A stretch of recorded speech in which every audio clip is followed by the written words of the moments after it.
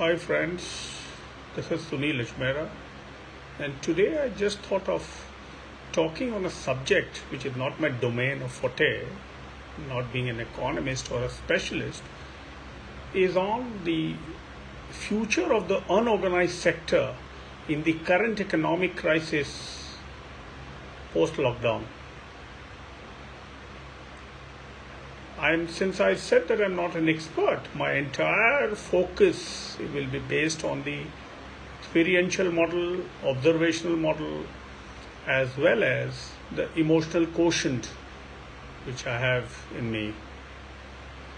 Whenever I look back at this unorganized sector, at these vendors, small time, so-called entrepreneurs, I find all the typical traits of a corporate, right from customer relationship management to customer loyalty program to even corporate social responsibility to a robust supply chain to an all-inclusive kind of an economy.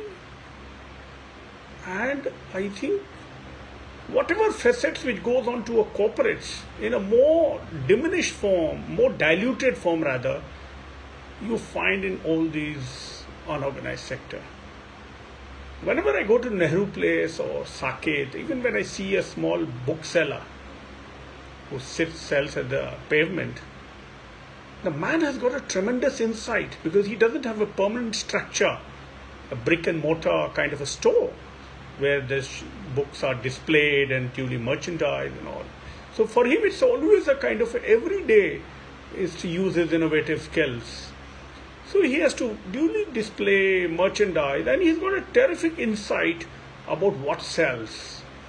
So if you have to actually create a bestseller, I think you have to look in terms of these roadside booksellers who can be very good, give you a very good insight and give you a good impetus to a good book. So I see a lot of that entrepreneur, the typical traits of an entrepreneur, even in that roadside thing. Another example which comes to my mind is a guy who I used to see him sometimes outside the park selling some health juice or something of that sort.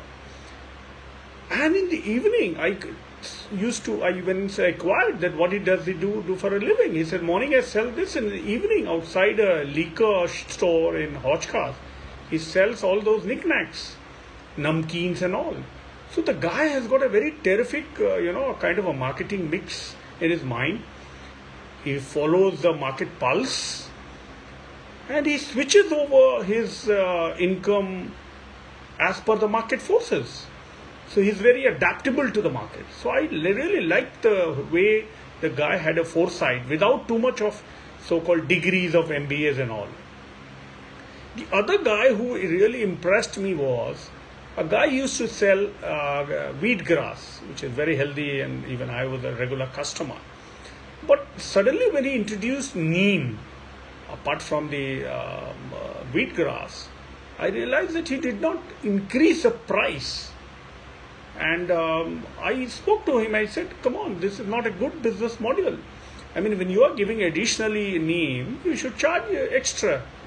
But the guy was so content and so happy that he said, no, I make adequate money through my wheatgrass, that for public health, I don't mind giving this to people, to my customers. So that is a kind of a customer relationship management and also a kind of a corporate social responsibility, because he's doling out that 10% extra primarily for public health.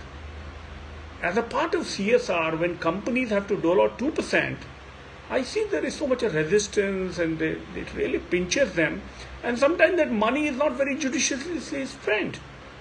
So there also you get an insight, people like these small entrepreneurs and vendors so-called, how they can be co-opted into the system and if nurtured, trained well, and how they can train further more people, it can lead to a lot of avenues of employment. The other sector where I have directly been involved is the development sector, wherein we have been trying to use art and craft, that is primarily for sustainable livelihood through art and craft for the marginalized section of the society. We have worked in UP among the clusters of potters. We have worked among the stone inlay workers in Agra. We have worked as the embroidery workers in Pilibhit. Currently working in Jaipur amongst the Delhi blue potters. Apart from design technology intervention, we try and give them basic skills, how to unskill or upskill. But the major challenge which they face, or we as a body also face, is the marketing linkages. Now today, when there is so much of hue and cry about market, of people getting unemployed, the market, the economy being in shambles and all, I think apart from government, which is doing amazing skill development programs and a lot of these capacity building and economic empowerment and all these kinds of things, primarily to increase the income level, I think it's also the civil society which has to come onto the fore to ensure that they become a contributory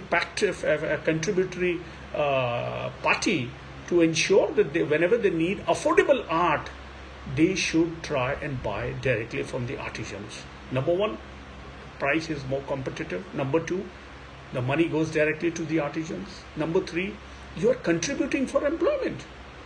Now, primarily what is happening in this sector is that most of the artisans are working through intermediary and middlemen. Now, we have to break that shackle of the middleman and ensure that the supply chain is such where there is a direct connect between the manufacturer, the artisans and the end user.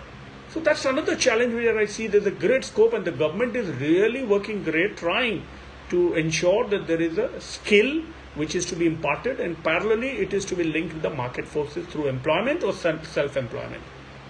So I think that there's a future in India is of forced entrepreneurs, because jobs will now shrink. Companies will now not go for regular kind of workforce in payrolls. But wherever there are skills, like even for corporate gifting and all, these artisans can be promoted. If a corporates really try and connect through some platform directly with the artisans and they buy directly, I think it can open a whole load of opportunities for the artisans. Similarly, I was looking at other small vendors where the supply chain, like one very interesting anecdote I'd like to share, which every day we go and see, is near the red light. Let's take like the Aurobindo this near the IIT crossing.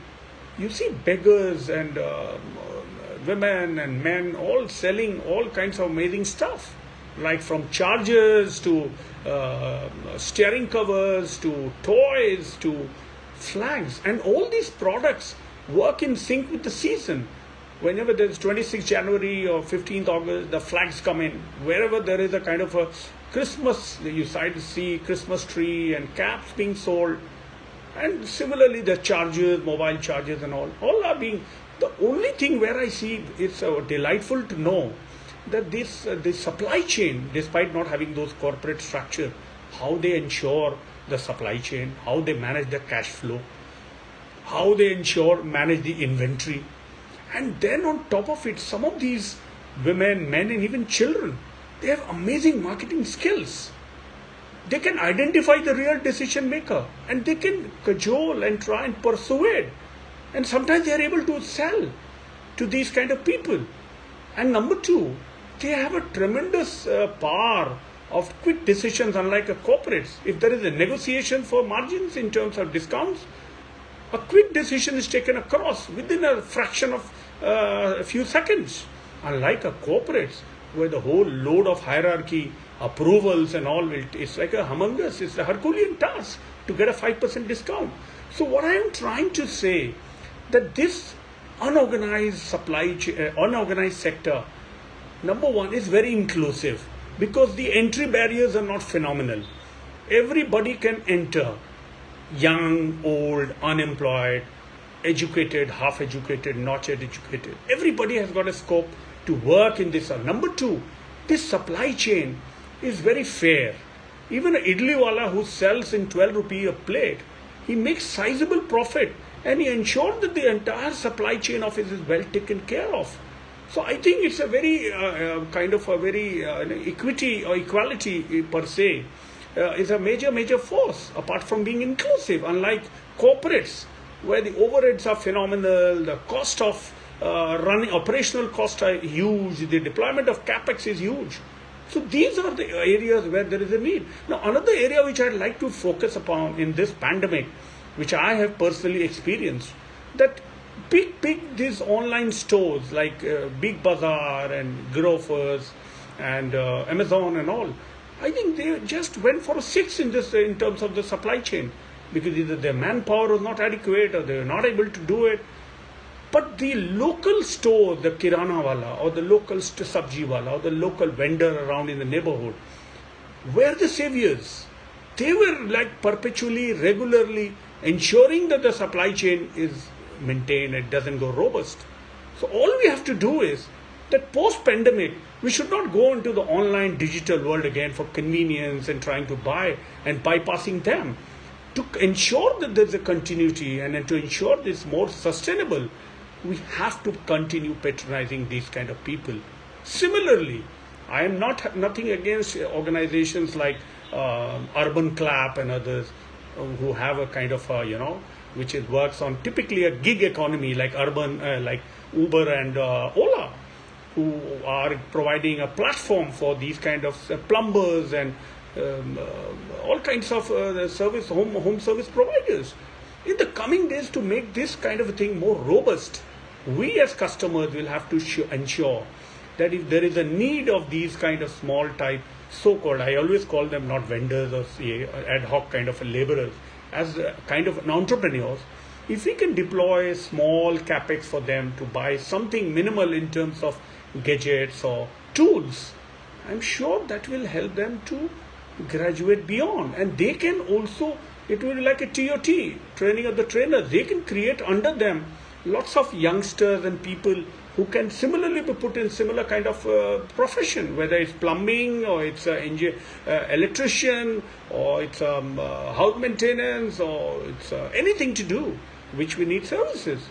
So what we have to do in terms, apart from blaming the government all the time for the unemployment and lamenting about poverty and the future being so grim and all, we as a civil society have to come forward, look into this unorganized sector which has got a tremendous potential, and try and see how we can do hand-holding, nurturing, training, linking them, because marketing linkage is a very major thing which they somehow suffer.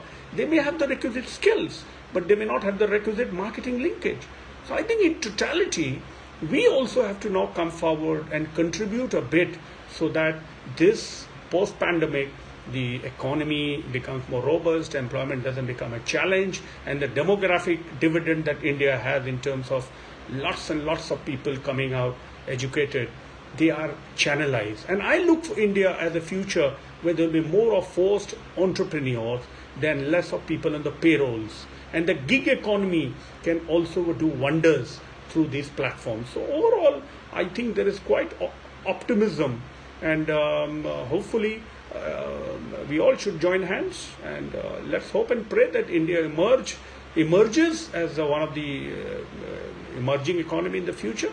Thank you very much. I hope I try to be as coherent and cohesive in my little approach, despite my limitations, that I don't have an economics background, and as a layman, primarily all these anecdotes are based on my experience. Thank you very much.